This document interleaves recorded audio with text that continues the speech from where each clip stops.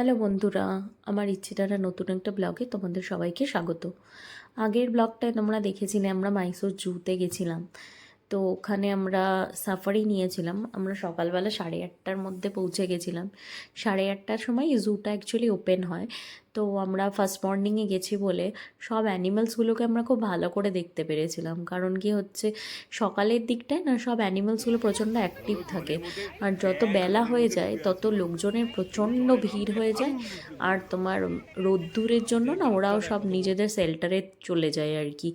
তো সকালের দিকটা যাওয়াটা খুব বেটার, তোমরা ভালো করে এনজয় করতে পারবে। আর দেখো, জুর এই জায়গাটা পুরো আমাকে সেই জুরাসিক পার্কের একটা সিন মনে করিয়ে দিচ্ছিল। পুরো এক্স্যাক্টলি ওই রকমভাবে রেডি করা হয়েছে। তো এত সুন্দর লাগছিল দেখতে।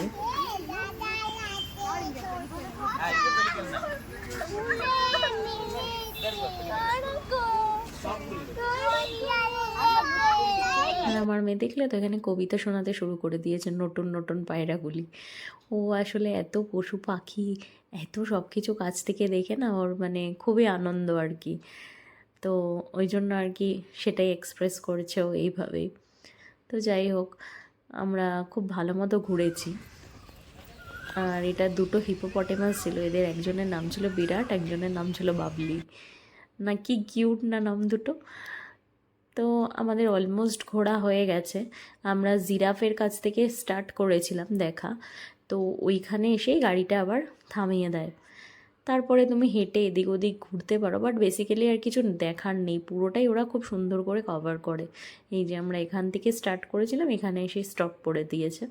মানে 1 ঘন্টার সাফারি টাইমিং থাকে। আর কত 200 টাকা করে মনে হয় টিকিট। ওটা এক্স্যাক্টলি আমি ঠিক বলতে পারবো না, কারণ আমার হাজব্যান্ড কেটেছে টিকিটটা। তো ব্যাপক সুন্দর। এই জুটা এত বড়, মানে বাচ্চারা খুব এনজয় করবে আর কি, সাথে বড়রাও।